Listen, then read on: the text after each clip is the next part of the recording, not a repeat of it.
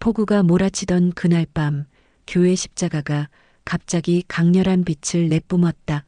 만서봐, 내가 그 아이에게 무슨 짓을 했는지 기억하지? 71세 조폭 정만섭의 손에서 소주잔이 떨어져 깨졌다. 누구야? 누가 거기 있어? 만섭이 소리치며 폭우 속으로 뛰어나갔다. 십자가 아래 서 있던 박혜연 목사. 당신이 정만섭 씨시군요. 사연 시작 전에 구독과 좋아요를 무료로 꾹 눌러주시면 여름 더위 확 날아갈 겁니다. 충남 논산의 작은 시골 마을, 비가 간간히 내리는 오후였습니다. 회색 구름이 낮게 깔린 하늘 아래 낡은 기와집 처마에서 떨어지는 빗방울 소리만이 정적을 깨뜨리고 있었습니다. 이곳에는 마을 사람들이 쉬쉬하며 피해 다니는 한 남자가 살고 있었습니다. 정만섭, 71살. 한때 충청도 일대에서 이름만 들어도 사람들이 고개를 숙였던 조폭이었습니다. 키는 크지 않았지만 어깨가 넓고 눈빛이 날카로웠던 그는 젊은 시절 주먹 하나로 세상을 호령했습니다. 하지만 지금의 만섭은 무너져가는 폐가 같은 자신의 집에서 하루하루를 그저 버텨내고 있을 뿐입니다. 집안은 오랫동안 여자의 손길이 닿지 않은 티가 역력했습니다. 곰팡이 냄새와 담배 연기가 뒤섞인 공기, 여기저기 쌓인 먼지와 빈 소주병들이 그의 삶을 말해주고 있었습니다. 만섭은 방 한편에 놓인 낡은 의자에 앉아 창문 너머로 내리는 비를 멍하니 바라보며 시간을 보냅니다. 어이, 만섭이 또 나왔나? 마을 할머니 한 분이 길 건너편에서 만섭의 집을 힐끗 보며 옆 사람에게 속삭입니다. 쯧쯧, 저런 사람이 우리 마을에 있다는 게 참 민망해요. 아이들한테도 안 좋고 말이에요. 그러게 말입니다. 예전에 칼부림하고 다녔다던데 언제 또 사고 칠지 몰라서 무서워요. 만섭은 그런 시선들을 모를 리 없었습니다. 마을 사람들과는 인사조차 나누지 않습니다. 길에서 마주쳐도 고개를 돌려버리거나 아예 다른 길로 돌아갑니다. 누군가와 눈이 마주치면 상대방이 먼저 시선을 피했습니다. 마을 아이들은 그를 보기만 해도 무서워서 길을 피해 달아났습니다. 엄마, 저 할아버지 왜 저렇게 무서워요? 쉿, 가까이 가면 안 된다고 했잖아.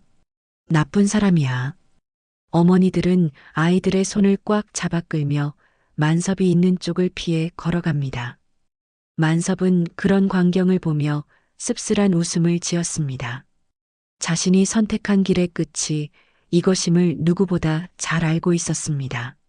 마을 이장은 새로 이사 온 사람들에게 항상 같은 말을 했습니다. 저 집사는 정씨 말입니다. 사람은 한번 틀어지면 다시 안 돌아온다고 했습니다. 괜히 건드리지 마십시오. 우리끼리만 살아도 평화로울 텐데요. 사람들은 고개를 끄덕이며 만섭의 집을 피해 다녔습니다.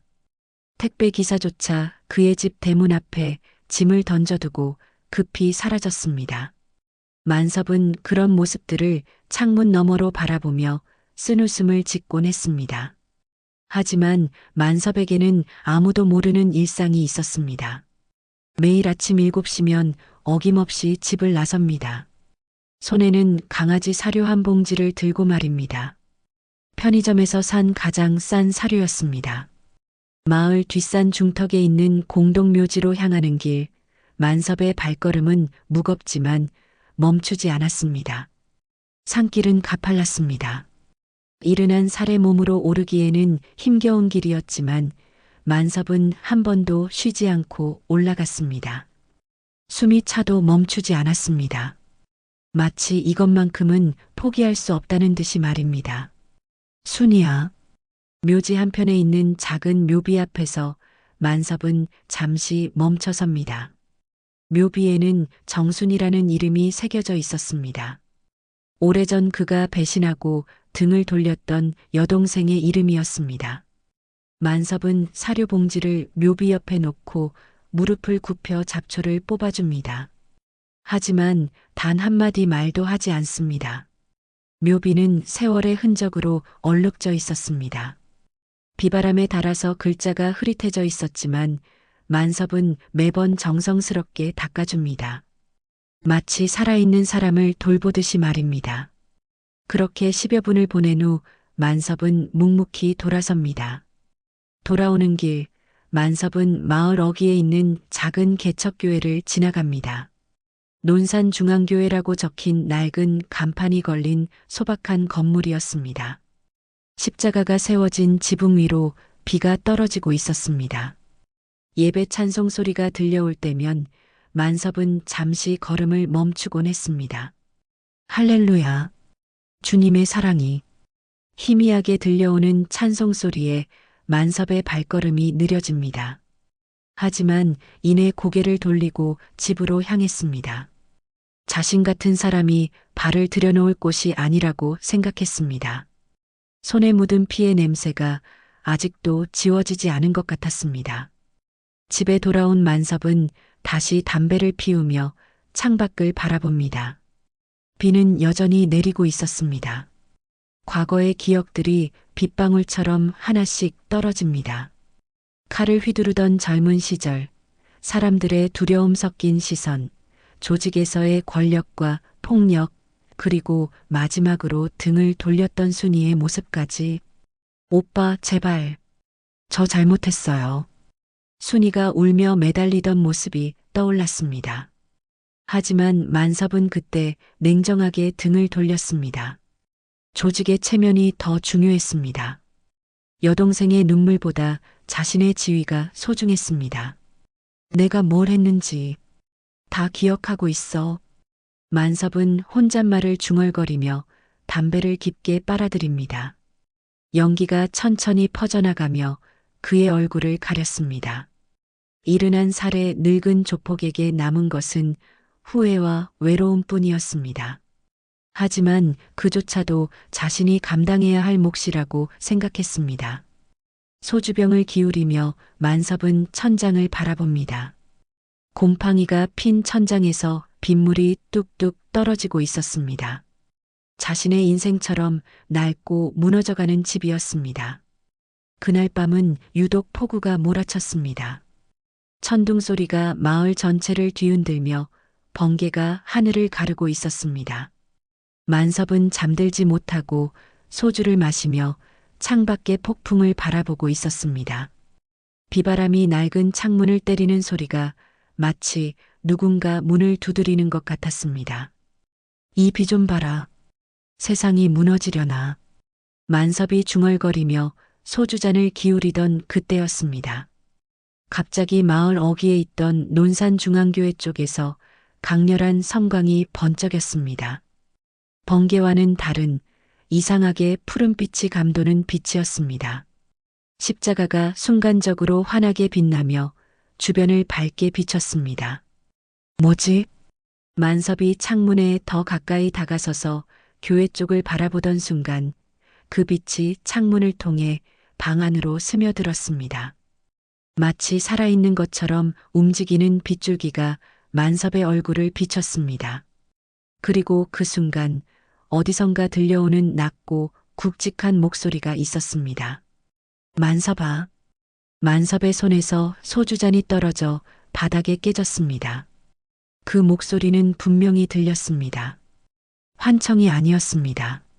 만섭아, 내가 그 아이에게 무슨 짓을 했는지 기억하지? 목소리는 계속 이어졌습니다. 마치 만섭의 마음속 깊은 곳에서 울려 퍼지는 것 같았습니다. 만섭은 온몸에 소름이 돋았습니다. 70년을 살아오면서 이런 경험은 처음이었습니다. 누구야? 누가 거기 있어? 만섭이 소리쳤지만 대답은 없었습니다. 다만 교회의 십자가는 여전히 환하게 빛나고 있었습니다. 만섭은 숨을 헐떡이며 문을 박차고 밖으로 나갔습니다. 빗줄기가 그의 온몸을 적셨지만 신경 쓰지 않았습니다. 교회까지 가는 길은 진흙탕이 되어 있었습니다. 만섭은 넘어질 뻔하면서도 계속 달려갔습니다. 마음속에서 무언가가 그를 끌어당기고 있는 것 같았습니다. 젊은 시절의 민첩함은 사라졌지만 발걸음만큼은 빨랐습니다. 교회 앞에 도착한 만섭은 숨을 고르며 십자가를 올려다봤습니다. 십자가는 여전히 신비로운 빛을 내뿜고 있었습니다. 그런데 그 십자가 밑 교회 입구 계단에 한 사람이 서 있었습니다. 박혜연, 64세의 여성이었습니다. 우산도 없이 비를 맞으며 만섭을 바라보고 있었습니다. 회색 머리카락이 빗물에 젖어 얼굴에 달라붙어 있었지만 그녀의 눈빛은 평온했습니다. 마치 만섭이 올 것을 알고 기다리고 있었던 것처럼 말입니다. 당신이 정만섭 씨시군요. 혜연의 목소리는 폭풍우 속에서도 또렷하게 들렸습니다. 만섭은 말을 잃었습니다.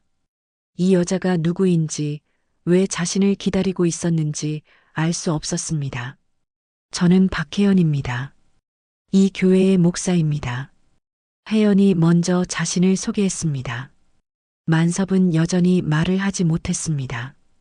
방금 전 들었던 그 목소리, 십자가의 빛, 그리고 지금 눈앞에 서 있는 이 여자까지 모든 것이 꿈 같았습니다. 들어오세요. 비를 너무 많이 맞으시겠어요. 혜연이 교회 문을 열며 말했습니다. 만섭은 망설였습니다. 자신 같은 사람이 교회에 들어가도 되는 걸까요? 손에 묻은 피의 냄새가 아직도 가시지 않은 것 같았습니다. 괜찮습니다. 주님은 모든 사람을 품으세요. 혜연의 말에 만섭은 천천히 교회 안으로 들어갔습니다. 교회 내부는 소박했습니다. 나무 의자들이 줄지어 놓여 있고 앞쪽에는 단순한 강단이 있었습니다.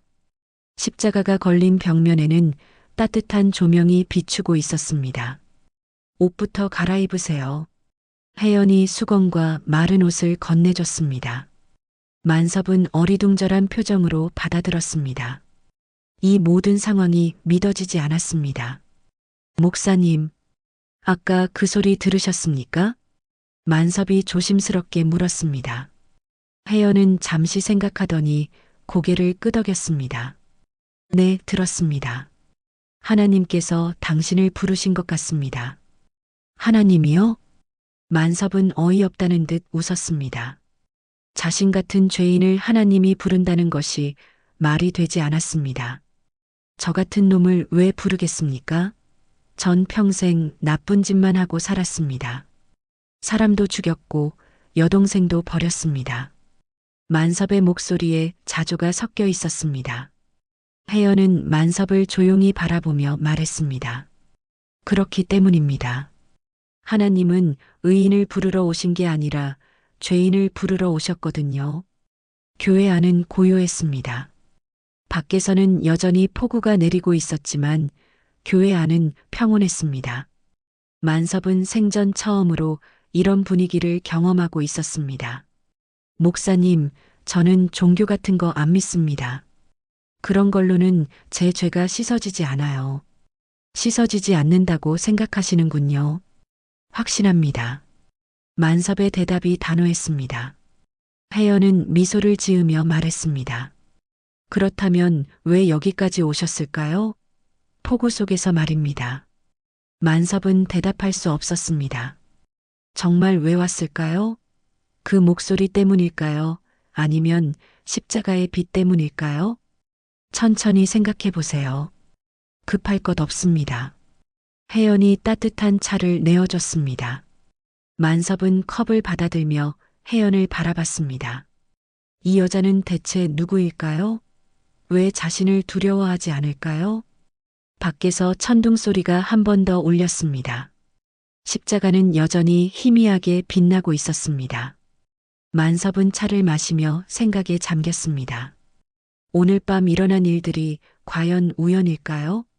목사님, 혹시 정순이라는 사람 아세요? 갑자기 만섭이 물었습니다. 혜연의 표정이 순간 굳어졌습니다. 그녀의 눈에 무언가 복잡한 감정이 스쳤습니다. 왜? 갑자기 그 이름을? 제 여동생 이름입니다. 만섭의 말에 혜연은 깊은 한숨을 쉬었습니다. 둘 사이에 무거운 침묵이 흘렀습니다.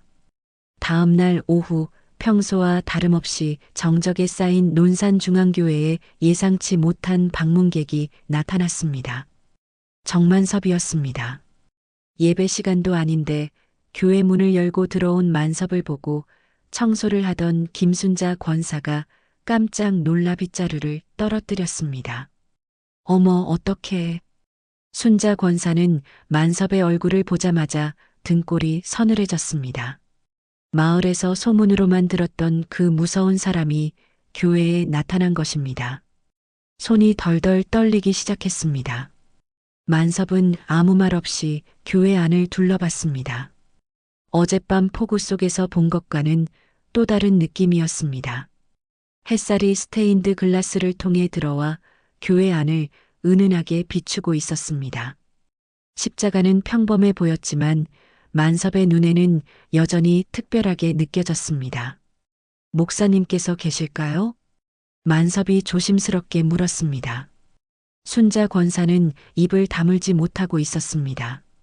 이 사람이 말까지 할 줄 아는 것이 신기했습니다. 목사님은 지금 기도실에 계세요. 순자 권사의 목소리는 떨리고 있었습니다. 그때 기도실에서 박혜연이 나왔습니다.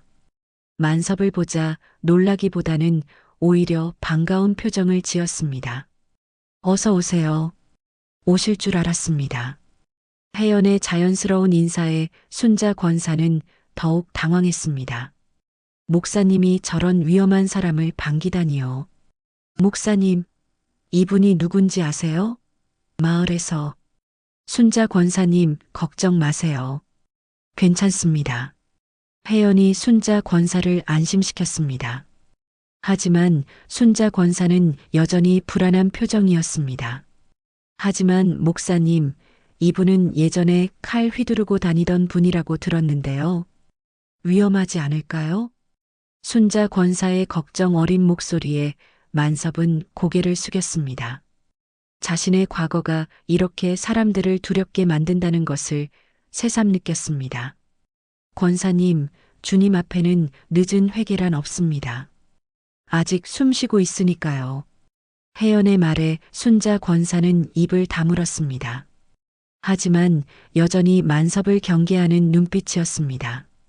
커피 드릴까요? 혜연이 만섭에게 물었습니다. 만섭은 고개를 끄덕였습니다. 혜연은 작은 주방으로 가서 직접 커피를 내리기 시작했습니다. 원두를 갈고 물을 끓이는 정성스러운 모습이 만섭에게는 낯설었습니다. 목사님, 제가 도와드릴까요? 아니에요, 금방 됩니다. 혜연은 미소를 지으며 계속 커피를 내렸습니다. 교회 안에 원두 향이 퍼졌습니다. 만섭은 그 향을 맡으며 마음이 조금씩 편해지는 것을 느꼈습니다. 여기 앉으세요. 혜연이 테이블에 커피 2잔을 놓고 만섭을 앉게 했습니다. 만섭은 조심스럽게 커피를 들고 바라봤습니다. 이렇게 누군가가 자신을 위해 정성스럽게 커피를 내려준 것이 언제였을까요? 맛있습니다. 만섭이 작은 소리로 말했습니다. 혜연은 만족스러운 표정을 지었습니다. 다행이네요. 제가 직접 볶은 원두거든요. 목사님이 직접요? 네, 취미 같은 거예요. 사람들이 교회에 와서 편안함을 느꼈으면 해서요. 만섭은 커피를 마시며 혜연을 바라봤습니다. 이 여자는 정말 특별했습니다. 자신 같은 사람을 두려워하지도 않고 오히려 따뜻하게 대해주었습니다. 목사님, 어젯밤 일이 꿈이 아니었죠? 꿈이 아니었습니다. 하나님께서 당신을 부르신 겁니다. 저 같은 죄인을요? 만섭의 목소리에는 여전히 의구심이 묻어 있었습니다. 혜연은 커피잔을 내려놓고 만섭을 바라봤습니다. 특히 죄인이기 때문입니다. 병든 자에게 의사가 필요한 것처럼요. 하지만 저는 종교 같은 건 믿지 않습니다. 그런 걸로 제 죄가 용서될 거라고도 생각하지 않고요. 그렇다면 왜 여기 오셨을까요? 혜연의 질문에 만섭은 대답할 수 없었습니다. 정말 왜 왔을까요? 어젯밤의 그 목소리 때문일까요? 아니면 다른 이유가 있을까요? 그때 순자 권사가 다가왔습니다. 목사님, 저는 먼저 가보겠습니다. 집에 손자가 기다리고 있어서요. 네, 조심히 가세요. 순자 권사는 만섭을 한 번 더 경계하는 눈으로 바라본 후 교회를 나갔습니다. 이제 교회 안에는 혜영과 만섭만 남았습니다. 사람들이 저를 무서워합니다. 만섭이 중얼거렸습니다. 당연합니다. 과거에 당신이 그랬으니까요. 과거에 저요? 네, 지금의 당신은 다를 수 있어요. 혜연의 말에 만섭은 고개를 들었습니다. 지금의 자신이 다를 수 있다는 말이 마음에 와 닿았습니다. 목사님, 혹시 제가 이 교회에서 뭔가 도울 일이 있을까요? 만섭의 갑작스러운 제안에 혜연은 놀랐습니다. 정말로요? 네, 뭔가 해야 할 일이 있을 것 같아서요. 혜연은 잠시 생각했습니다. 사실 교회에는 할 일이 많았습니다. 혼자서 모든 것을 감당하기에는 버거웠습니다. 그럼 내일부터 오세요. 아이들 책걸상을 옮기고 유리창 닦는 일부터 시작하면 어떨까요? 네, 그렇게 하겠습니다. 만섭의 대답이 단호했습니다. 처음으로 무언가를 믿고 싶은 마음이 스치는 순간이었습니다. 자신도 누군가에게 도움이 될 수 있다는 생각에 가슴이 두근거렸습니다. 목사님, 그런데 정말 괜찮을까요? 사람들이 더 무서워하지 않을까요? 괜찮습니다. 천천히 하면 돼요. 사람들의 마음도 변할 수 있어요. 혜연의 확신에 찬 목소리에 만섭은 고개를 끄덕였습니다. 오랜만에 희망이라는 것을 느끼고 있었습니다. 그럼 내일 아침 일찍 오겠습니다. 서두르지 마세요. 천천히 오시면 됩니다. 만섭은 일어서서 인사를 했습니다. 교회를 나서는 발걸음이 아침에 올 때와는 달랐습니다. 조금 더 가벼워진 것 같았습니다. 혜연은 만섭의 뒷모습을 바라보며 기도했습니다. 주님께서 정만섭의 마음에 역사해 주시기를, 그리고 교회 사람들도 그를 받아들일 수 있게 해달라고 말입니다. 교회 밖으로 나온 만섭은 하늘을 올려다봤습니다. 어제와는 다른 하늘이었습니다.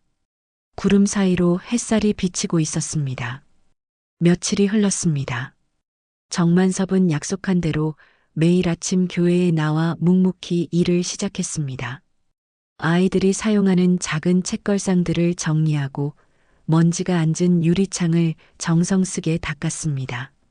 이른한 살의 몸으로는 쉽지 않은 일이었지만 만섭은 불평하지 않았습니다. 할아버지, 뭐 하는 거예요? 주일학교에 온 아이 하나가 호기심 어린 눈으로 만섭을 바라봤습니다. 만섭은 잠시 손을 멈추고 아이를 바라봤습니다. 아이는 겁먹지 않고 오히려 신기하다는 듯 다가왔습니다. 창문을 닫고 있단다. 만섭이 다정하게 대답했습니다. 자신도 놀랄 정도로 부드러운 목소리였습니다. 우와, 되게 깨끗해졌어요. 아이의 순진한 칭찬에 만섭의 입꼬리 살짝 올라갔습니다. 언제부터인지 잊어버렸던 감정이었습니다. 민수야, 이리 와. 저분한테 가면 안 된다고 했잖아. 아이의 어머니가 급히 달려와 아이를 끌어갔습니다. 만섭을 보는 그녀의 눈에는 여전히 경계심이 가득했습니다. 죄송합니다. 아이가 철이 없어서. 괜찮습니다. 만섭이 고개를 숙여 인사했지만 그녀는 아이를 데리고 서둘러 자리를 떠났습니다. 만섭은 쓸쓸한 미소를 지으며 다시 창문 닫기를 계속했습니다. 박혜연 목사는 그런 만섭의 모습을 지켜보며 마음이 아팠습니다. 변화하려는 만섭의 진심을 사람들이 알아주지 못하는 것이 안타까웠습니다. 만섭 씨, 잠시 쉬시죠. 혜연이 물과 수건을 가져왔습니다. 만섭은 고맙다는 인사를 하며 받아들였습니다. 목사님, 사람들이 저를 받아들이기까지 얼마나 걸릴까요? 시간이 필요해요. 하지만 당신의 진심은 반드시 전해질 거예요. 그날 오후 만섭이 교회 마당을 정리하고 있을 때였습니다. 한 남자가 절뚝거리며 교회 앞에 나타났습니다. 이창수 55살의 남자였습니다. 왼쪽 다리를 심하게 절고 있었고 얼굴에는 깊은 분노가 서려 있었습니다. 정만섭, 창수의 큰 목소리에 만섭이 고개를 들었습니다. 순간 만섭의 얼굴이 창백해졌습니다. 창수를 알아본 것입니다. 이창수, 기억하는군. 20년 전 내가 내 다리에 칼을 꽂았던 걸 말이야. 창수가 다가오며 소리쳤습니다. 교회 주변에 있던 사람들이 모두 이쪽을 바라봤습니다. 아이들은 무서워서 어머니들 뒤로 숨었습니다. 창수야, 내가 뭐라고? 미안하다고? 용서해달라고? 창수의 목소리는 20년 동안 쌓인 한이 묻어 있었습니다. 만섭은 아무 말도 할 수 없었습니다. 내 다리 망가뜨리고도 용서받을 수 있다고 생각해? 여기가 천국이야? 창수가 만섭에게 더 가까이 다가갔습니다. 만섭은 뒤로 물러서지 않았습니다. 자신이 저지른 죄의 무게를 정면으로 받아들이고 있었습니다. 20년 동안 나는 지옥 같은 삶을 살았어. 제대로 걷지도 못하고 일도 제대로 할 수 없어서 가족들한테 짐이 되었어. 창수의 목소리에 눈물이 섞여 있었습니다. 만섭의 가슴이 먹먹해졌습니다. 그런데 너는 편안하게 교회 다니면서 용서받을 생각이야? 창수야, 나는. 닥쳐. 내가 할 수 있는 말이 뭐가 있어. 창수가 소리를 지르며 만섭의 가슴을 밀쳤습니다. 만섭은 비틀거렸지만 넘어지지 않았습니다.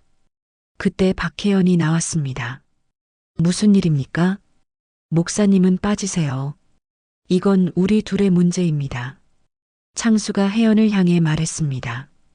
혜연은 두 사람을 번갈아 바라보며 상황을 파악하려 했습니다. 이 사람이 뭘 했는지 아세요? 조폭질하면서 죄 없는 사람들 괴롭히고 다녔어요. 창수의 말에 주변 사람들이 수군거리기 시작했습니다. 역시 그런 사람이었구나. 교회에 왜 받아들였을까? 아이들한테 위험하지 않을까? 사람들의 수군거림이 점점 커졌습니다. 만섭은 고개를 숙이고 서 있었습니다. 창수야, 내가 잘못했다. 정말 미안하다. 만섭이 깊게 고개를 숙여 사과했습니다. 하지만 창수는 받아들이지 않았습니다. 미안하다고? 그 말 한마디면 내 다리가 다시 멀쩡해져? 창수가 만섭의 깃을 잡아 끌었습니다. 만섭은 저항하지 않았습니다. 너 같은 놈이 교회에 다닌다고 구원받을 거라고 생각해? 웃기지 마. 창수가 만섭을 밀쳐냈습니다. 만섭은 그대로 땅에 주저앉았습니다. 다시는 이 동네에서 보이지 마. 내가 있는 한 우리는 평온할 수 없어. 창수가 마지막 말을 남기고 절뚝거리며 사라졌습니다. 주변 사람들도 하나둘 흩어져 갔습니다. 만섭은 여전히 땅에 앉아 있었습니다. 혜연이 만섭에게 다가갔습니다. 일어나세요. 만섭이 천천히 일어났습니다. 옷에 묻은 흙을 털어내며 혜연을 바라봤습니다. 목사님, 죄송합니다. 교회에 피해를 끼쳤네요. 괜찮습니다. 당신 잘못이 아니에요. 아닙니다. 제 과거 때문입니다. 만섭의 목소리에 깊은 회한이 묻어 있었습니다. 그날 밤 교회 벽에 돌이 날아들었습니다. 유리창 하나가 깨졌습니다. 만섭이 정성스럽게 닦았던 창문이었습니다. 십자가 밑에 조폭은 나가라는 글씨가 스프레이로 써져 있었습니다. 만섭은 그 모습을 보고 무릎을 꿇었습니다. 십자가를 올려다보며 처음으로 간절하게 기도했습니다. 제발, 저 때문에 이 교회가 피해받지 않게 해주세요. 그 순간 십자가가 다시 번쩍였습니다. 짧지만 확실한 빛이었습니다. 만섭은 그 빛을 보며 무언가 결심을 굳혔습니다. 돌이 날아든 다음 날 정만섭은 평소보다 일찍 교회에 나와 깨진 유리창을 치우고 벽에 낙서를 지우고 있었습니다. 스프레이 자국이 잘 지워지지 않아 몇 번이고 문질러야 했습니다. 손이 부르트고 무릎이 아팠지만 멈추지 않았습니다. 박혜연이 교회에 도착했을 때 만섭은 이미 대부분의 정리를 마친 후였습니다. 이렇게 일찍 오셨군요. 죄송합니다, 목사님. 제 때문에 교회가 이렇게 되어서. 만섭의 목소리에는 깊은 죄책감이 묻어 있었습니다. 혜연은 만섭이 치운 자리들을 둘러보며 마음이 아팠습니다. 앉으세요. 이야기 좀 하죠. 혜연이 의자 2개를 가져와 만섭 앞에 놓았습니다. 만섭은 주저하며 앉았습니다. 목사님, 저는 이 교회를 떠나는 게 좋을 것 같습니다. 왜요? 사람들이 원하지 않습니다. 저 때문에 교회가 평온하지 못해요. 만섭의 말에 혜연은 고개를 저었습니다. 만섭 씨, 진정한 평온이 뭘까요? 문제를 피하는 것일까요? 아니면 문제를 해결하는 것일까요? 하지만 제가 있으면 계속 이런 일이. 그럼 더욱 여기 있어야 하는 거 아닐까요? 도망가면 아무것도 해결되지 않아요. 혜연의 말에 만섭은 고민에 잠겼습니다. 정말 여기 있는 게 맞을까요? 목사님, 제가 고백할 게 있습니다.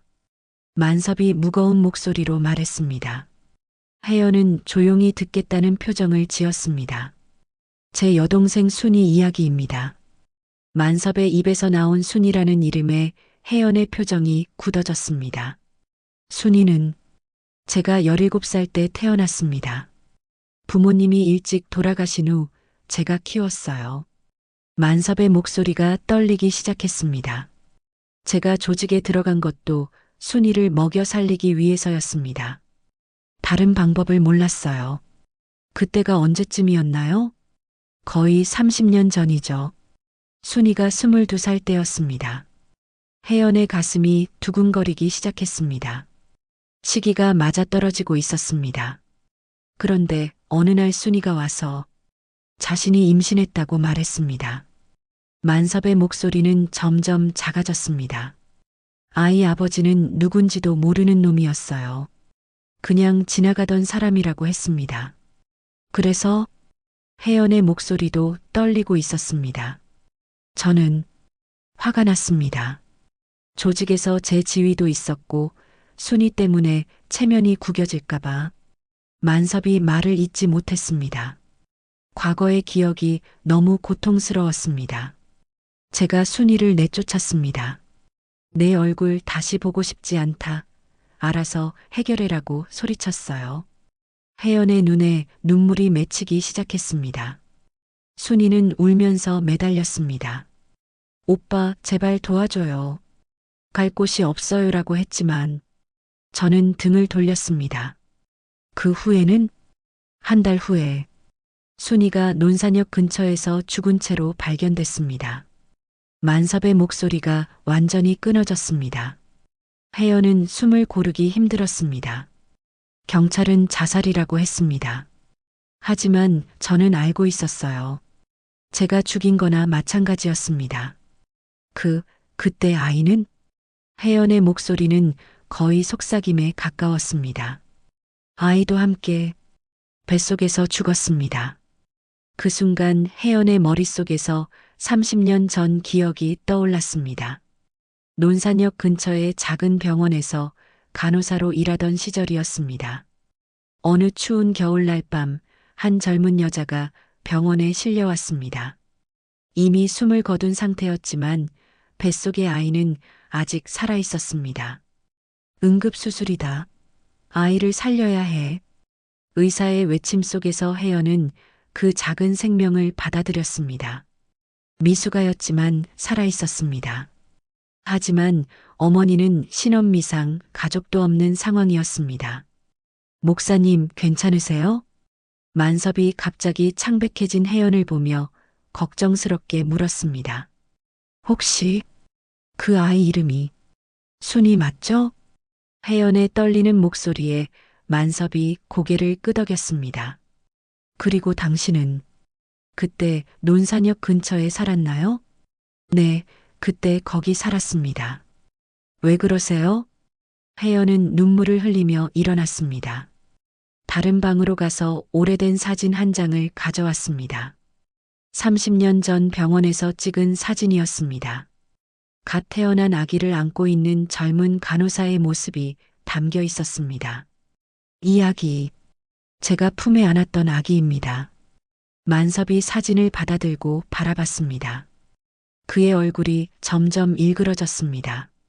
그 아이가 순이 아이였다고 하셨습니까? 네. 그 아이는 살아났어요. 하지만 어머니가 누군지, 가족이 누군지 아무도 몰랐어요. 혜연의 목소리는 흐느낌으로 가득했습니다. 저는 그 아이를 고아원에 보낼 수 없어서 제가 키웠습니다. 만섭의 손에서 사진이 떨어졌습니다. 그는 무릎을 꿇고 주저앉았습니다. 제가 그 아이의 삼촌이었다는 말입니까? 그런 것 같습니다. 혜연도 함께 무릎을 꿇었습니다. 두 사람은 30년의 시간을 뛰어넘어 한 아이로 연결되어 있었던 것입니다. 그 아이는 지금 어디에? 만섭이 떨리는 목소리로 물었습니다. 서울에서 선생님을 하고 있어요. 결혼도 하고 아이들도 있고 착한 아이로 자랐어요. 제가 죽인 줄 알았는데 만섭이 바닥에 고개를 받고 울기 시작했습니다. 30년 동안 짊어져 온 죄책감이 한순간에 무너져 내렸습니다. 순이야, 미안하다. 정말 미안하다. 혜연도 함께 눈물을 흘렸습니다. 하나님의 섭리가 얼마나 신비로운지 새삼 깨달았습니다. 30년 전 그 작은 생명을 구한 것이 이런 의미였다니요. 만섭 씨, 하나님께서 우리를 만나게 하신 이유를 알겠어요. 혜연의 말에 만섭이 고개를 들었습니다. 눈물로 범벅된 얼굴이었지만 그 안에는 새로운 빛이 있었습니다. 이제 저는 어떻게 해야 합니까? 진정한 회개를 하세요. 그리고 남은 인생을 속죄하며 사세요. 만섭은 고개를 끄덕였습니다. 드디어 자신이 가야 할 길을 찾은 것 같았습니다.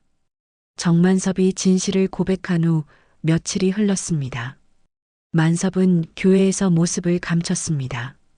박혜연 목사가 아무리 찾아가도 집 문을 열어주지 않았습니다. 창문도 모두 닫힌 채였고 불빛도 보이지 않았습니다. 만섭 씨, 저예요. 문 좀 열어주세요. 혜연이 대문을 두드렸지만 아무런 대답이 없었습니다. 이웃들은 수군거렸습니다. 몇 일째 나오지도 않는다던데? 혹시 또 사고라도 친 건 아닐까? 그럴 줄 알았어. 원래 그런 사람들은 안 변해. 마을 사람들의 말은 점점 험악해져 갔습니다. 만섭이 다시 예전으로 돌아간 것이라고 추측했습니다. 교회 사람들조차 걱정과 의심을 드러내기 시작했습니다. 목사님, 정말 괜찮을까요? 혹시 우리가 너무 순진했던 건 아닐까요? 김순자 권사가 걱정스러운 표정으로 물었습니다. 조금 더 기다려 봅시다. 분명 이유가 있을 거예요. 혜연은 확신에 찬 목소리로 대답했지만 마음 한편으로는 불안했습니다. 만섭이 진실을 알게 된 충격 때문에 극단적인 선택을 하지는 않을까 하는 걱정이 들었습니다. 일주일이 지나자 마을 분위기는 더욱 악화됐습니다. 역시 조폭은 조폭이야. 잠시 착한 척했을 뿐이지. 우리가 너무 믿었어. 교회에서도 내보내야 해. 아이들한테 나쁜 영향을 준다고. 사람들의 말이 점점 거세졌습니다. 이창수까지 다시 나타나 소리를 높였습니다. 봐라. 내가 뭐라고 했어. 저런 놈들은 절대 변하지 않는다고. 맞아요. 우리가 바보였어요. 주일이 되었습니다. 혜연이 예배를 드리고 있는데 교회 밖이 시끄러웠습니다. 사람들이 모여들어 웅성거리고 있었습니다. 저 사람 어디 갔는지 찾아내야 해. 혹시 또 사고를 치고 도망간 건 아닐까? 예배가 끝난 후 혜연이 밖으로 나가보니 마을 사람들이 삼삼오오 모여 있었습니다. 모두들 만섭에 대해 이야기하고 있었습니다. 목사님, 정만섭 어디 있습니까? 이창수가 혜연에게 다가와 따졌습니다. 며칠째 잠적해 있으면서 무슨 짓을 꾸미고 있는 거예요? 그분은 지금 힘든 시간을 보내고 계실 뿐입니다. 혜연이 차분하게 대답했지만 사람들은 받아들이지 않았습니다. 힘든 시간이요? 또 누굴 해치려고 계획이나 세우는 거 아니에요? 그런 게 아닙니다. 조금만 더 기다려주세요. 하지만 사람들의 분노는 가라앉지 않았습니다. 오히려 더 거세졌습니다. 그날 저녁 혜연은 다시 만섭의 집을 찾아갔습니다. 여전히 조용했지만 이번에는 포기하지 않고 계속 문을 두드렸습니다. 만섭 씨, 제발 문 열어주세요. 우리 이야기 좀 해요. 한참을 기다린 후에야 안에서 작은 목소리가 들렸습니다. 목사님, 그냥 가세요. 안 갑니다. 밤새라도 여기 있을 거예요. 만섭의 목소리는 힘이 없었습니다. 목사님, 저는 더 이상 사람 앞에 설 자격이 없습니다. 왜요? 순이와 그 아이에게 너무 큰 죄를 지었어요. 어떻게 용서를 구하겠습니까? 만섭의 목소리에 깊은 절망이 묻어 있었습니다. 만섭 씨, 문 열어주세요. 이렇게 말하면 안 되잖아요. 오랜 침묵 후에 문이 열렸습니다. 만섭의 모습은 처참했습니다. 일주일 동안 제대로 씻지도 못했고 수염이 덥수룩하게 자라 있었습니다. 눈은 충혈되어 있고 얼굴은 야위어 있었습니다. 이게 무슨 모습이에요? 혜연이 안타까워하며 만섭을 바라봤습니다. 이게 제 모습입니다. 이게 진짜 정만섭이에요. 만섭이 자조적으로 웃었습니다. 아니에요. 이건 절망에 빠진 모습이에요. 진짜 당신의 모습은 지난 며칠 동안 교회에서 보여준 거예요. 교회에서요? 저는 교회에서도 가짜였습니다.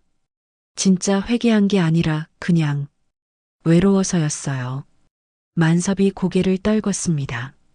외로워서라도 좋습니다. 시작이 어떻든 중요한 건 지금이에요.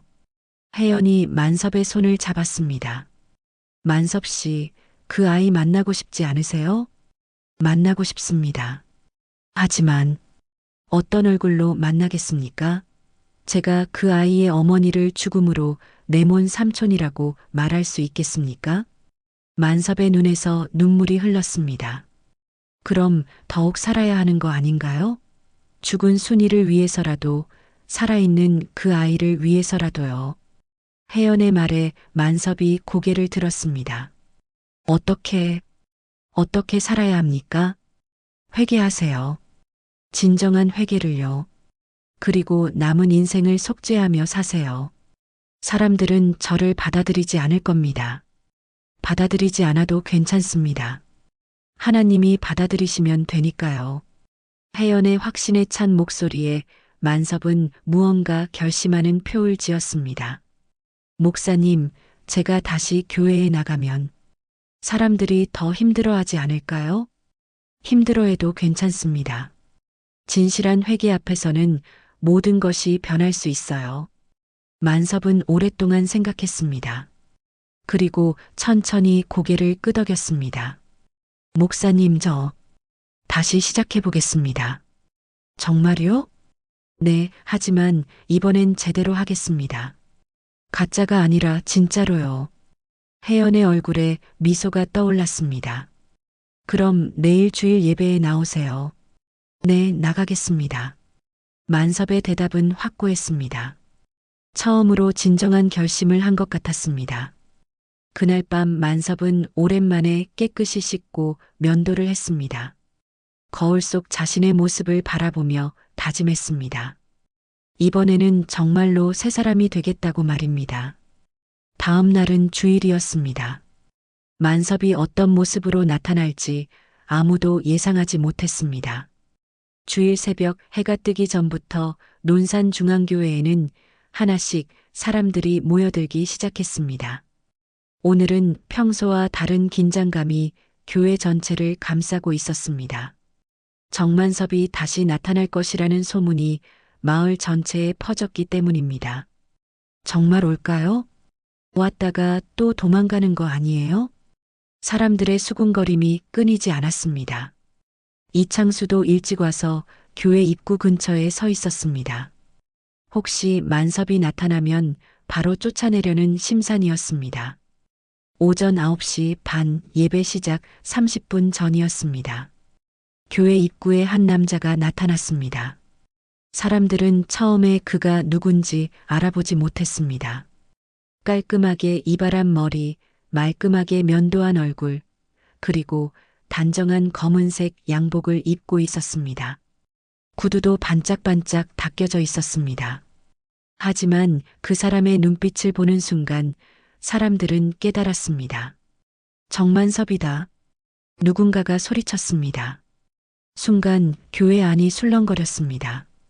일주일 전에 초췌했던 모습과는 전혀 달랐습니다. 마치 다른 사람 같았습니다. 만섭은 천천히 교회 안으로 들어왔습니다. 사람들의 시선이 모두 그에게 집중되었지만 주춤하지 않았습니다. 맨 뒷자리가 아니라 중간쯤 되는 자리에 앉았습니다. 저런 뻔뻔한. 이창수가 중얼거리며 일어서려 했지만 옆 사람이 말렸습니다. 예배 중이니까 조용히 해요. 박혜연 목사가 강단에 올라섰습니다. 만섭을 보자 안도의 미소를 지었습니다. 하지만 예배는 평소와 달리 어수선했습니다. 사람들의 시선이 계속 만섭에게 향했습니다. 찬송이 시작되었습니다. 만섭도 찬송가를 집어들었습니다. 하지만 노래하지는 않았습니다. 가사를 읽고 있을 뿐이었습니다. 주 하나님 지으신 모든 세계. 찬송 소리가 교회에 울려 퍼졌지만 만섭의 입술은 움직이지 않았습니다. 대신 눈에서 눈물이 흘렀습니다. 가사 하나하나가 가슴에 박혔습니다. 기도 시간이 되었습니다. 혜연이 대표 기도를 올리는 동안 만섭은 무릎을 꿇고 깊이 고개를 숙였습니다.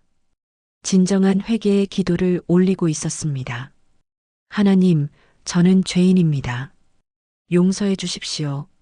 만섭의 작은 중얼거림이 앞자리 사람들에게 들렸습니다. 설교 시간이 되었습니다. 혜연이 성경을 펴며 말했습니다. 오늘 본문은 누가복음 15장, 돌아온 탕자의 비유입니다. 탕자 이야기가 시작되자 만섭은 더욱 집중했습니다. 마치 자신의 이야기를 듣는 것 같았습니다. 아버지, 내가 하늘과 아버지께 죄를 지었사오니. 성경 구절이 읽혀질 때마다 만섭의 어깨가 떨렸습니다. 설교가 끝나고 마지막 찬송이 울려 퍼졌습니다. 사람들이 하나둘 교회를 나가기 시작했지만 만섭은 자리에서 일어나지 않았습니다. 모든 사람이 나간 후에도 여전히 앉아 있었습니다. 만섭 씨, 혜연이 다가왔습니다. 만섭이 고개를 들어보니 눈이 퉁퉁 부어 있었습니다. 목사님, 저는 진짜로 회개했습니다.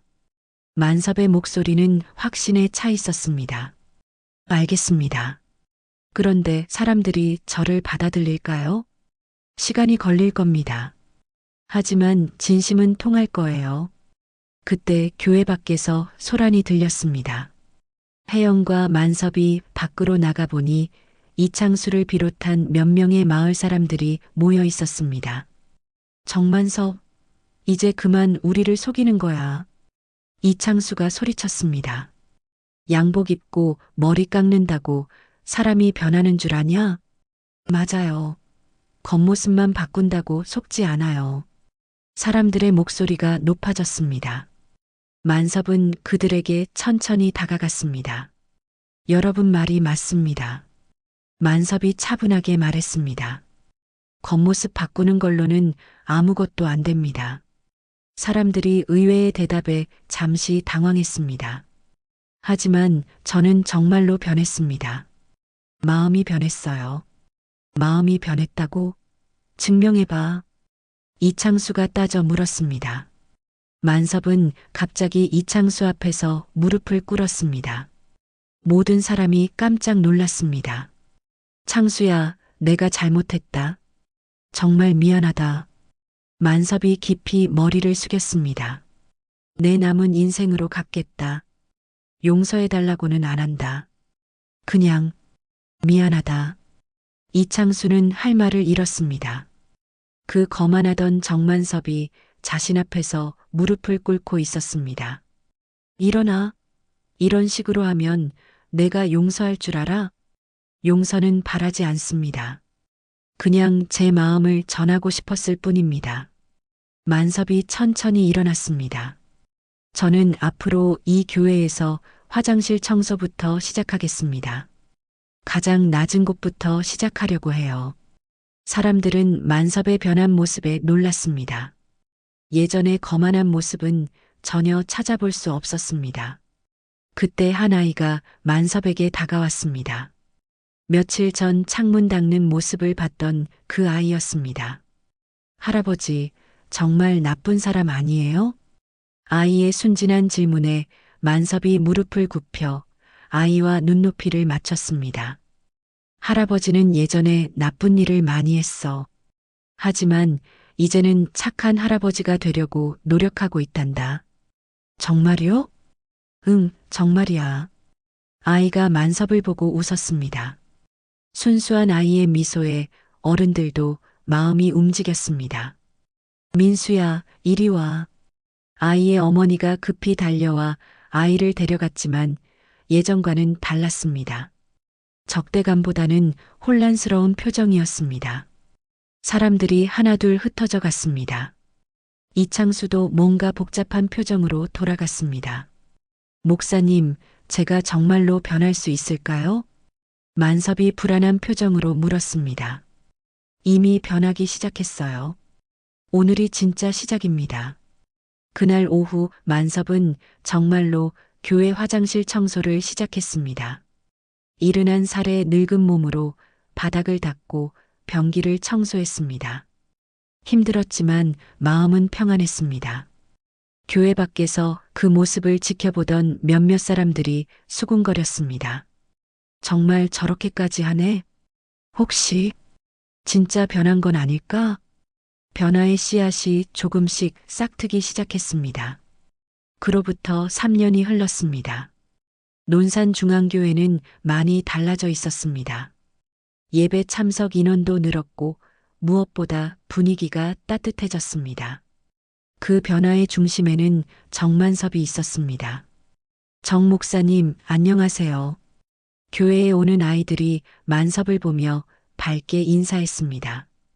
이제 아이들에게 만섭은 무서운 할아버지가 아니라 친근한 목사님이었습니다. 만섭은 아이들 한 명 한 명에게 따뜻한 미소로 응답했습니다. 민수야, 어제 숙제 다 했니? 네. 정 목사님이 가르쳐 주신 대로 했어요.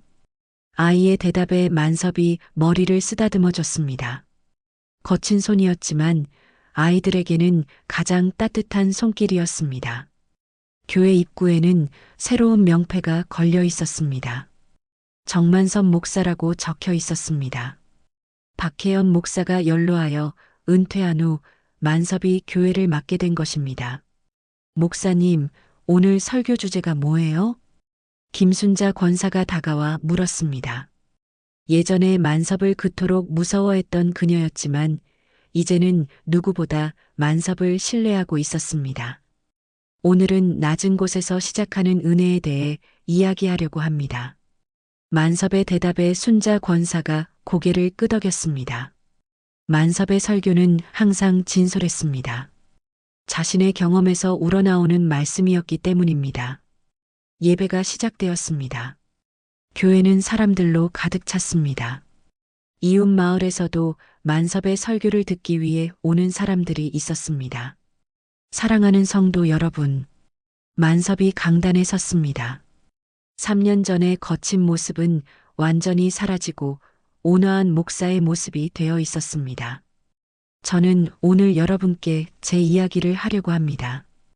71살에 하나님을 만난 한 죄인의 이야기입니다. 회중들이 조용해졌습니다. 만섭의 간증은 들을 때마다 감동적이었습니다. 저는 평생 높은 곳만 바라보며 살았습니다. 권력과 돈, 사람들의 두려움을 통해 높아지려고 했습니다. 만섭의 목소리는 차분했지만 힘이 있었습니다. 하지만 그 높은 곳에서 저는 가장 소중한 것들을 잃었습니다. 사랑하는 여동생도, 조카도, 그리고 제 자신의 영혼도요. 회중들이 숨을 죽이고 들었습니다. 하나님께서는 저를 가장 낮은 곳으로 끌어내리셨습니다. 바닥에 나뒹굴게 하셨습니다. 그리고 그곳에서 진짜 은혜를 보여주셨습니다. 만섭이 강단 아래로 내려왔습니다. 사람들과 같은 높이에서 이야기하고 싶었습니다. 우리는 바닥에서 시작합니다. 하지만 빛은 항상 위에 있습니다. 그 빛을 향해 한 걸음씩 올라가는 것, 그것이 진정한 신앙입니다. 그 순간 교회 안의 십자가에서 은은한 빛이 비쳤습니다. 창문을 통해 들어온 햇살이었지만 사람들에게는 특별하게 느껴졌습니다. 예배가 끝난 후 사람들이 만섭에게 다가왔습니다. 목사님 설교 들을 때마다 힘이 납니다. 저도 낮은 곳에서 시작해야겠어요. 사람들의 반응이 따뜻했습니다. 만섭은 한 사람 한 사람과 악수하며 인사했습니다. 그때 교회 입구에 낯선 사람이 나타났습니다. 30대 후반으로 보이는 남자였습니다. 단정한 옷차림에 온화한 인상이었습니다. 그 남자가 만섭을 보더니 천천히 다가왔습니다. 혹시 정만섭 목사님이십니까? 네, 그렇습니다. 만섭이 대답했는데 그 남자의 눈에서 눈물이 흘렀습니다. 저는 정순이의 아들입니다. 순간 만섭의 다리에 힘이 빠졌습니다. 30년을 기다렸던 만남이었습니다. 너는? 네, 정순이가 제 어머니 이름이라고 들었습니다. 남자가 떨리는 목소리로 말했습니다. 박혜연 목사님께서 모든 이야기를 해주셨어요. 제가 삼촌의 조카라고요. 만섭은 그 자리에서 무릎을 꿇었습니다. 순이야, 삼촌이 미안하다. 정말 미안하다. 조카도 함께 무릎을 꿇었습니다.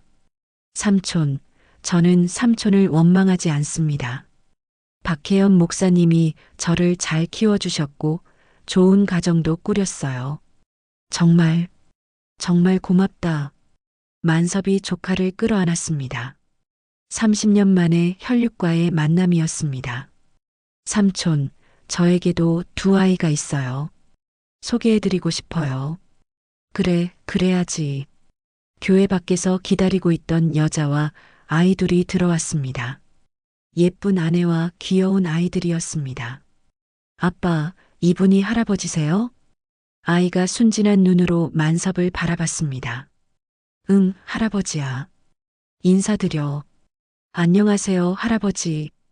아이들의 밝은 인사에 만섭의 눈에서 눈물이 흘렀습니다. 얘들아, 할아버지가 너희를 많이 사랑한다. 만섭이 아이들을 끌어안았습니다. 잃어버렸던 가족을 되찾은 기분이었습니다. 그날 저녁 가족들과 함께 식사를 하며 만섭은 생각했습니다. 하나님의 은혜가 얼마나 크신지를 새삼 느꼈습니다. 삼촌, 어머니가 살아계셨다면 분명 자랑스러워 하셨을 거예요. 조카의 말에 만섭이 고개를 끄덕였습니다. 순이야, 삼촌이 이제라도 제대로 살고 있어. 용서해줘. 만섭이 하늘을 바라보며 중얼거렸습니다. 며칠 후 교회에서 특별한 행사가 열렸습니다. 만섭의 가족 소개 시간이었습니다. 이분들이 제 조카 가족입니다. 만섭이 자랑스럽게 소개했습니다. 교인들이 박수를 쳤습니다. 하나님께서 저에게 새로운 가족을 선물해 주셨습니다. 늦었지만 이제부터 진짜 삼촌 노릇을 하겠습니다. 회중들이 감동하며 눈물을 흘렸습니다. 그날 밤 만섭은 순이의 묘를 찾아갔습니다. 조카 가족과 함께였습니다. 어머니, 저 왔어요. 삼촌도 함께요. 조카가 묘비 앞에서 말했습니다. 순이야, 삼촌이 늦었지만 왔다. 이제 내 아들 잘 돌보겠다. 만섭이 묘비를 쓸어내며 말했습니다. 그 순간 하늘에서 별이 유독 밝게 빛났습니다. 순이가 답하는 것 같았습니다. 교회로 돌아오는 길, 만섭은 십자가를 바라봤습니다. 3년 전 그날 밤 번쩍였던 십자가였습니다. 그날 십자가가 번쩍이던 순간은 내 인생의 시작이었다. 만섭이 혼잣말로 중얼거렸습니다. 조카가 옆에서 물었습니다. 삼촌, 뭐라고 하셨어요? 아무것도 아니야. 그냥 감사하다는 말이었어. 만섭이 미소를 지었습니다. 완전한 평화가 얼굴에 스며들어 있었습니다. 하늘의 별들이 밝게 빛나고 있었습니다. 새로운 시작을 축복하는 것처럼 말입니다. 오늘의 사연에 감동을 느끼셨다면 구독과 좋아요 꾹 눌러주세요. 감사합니다.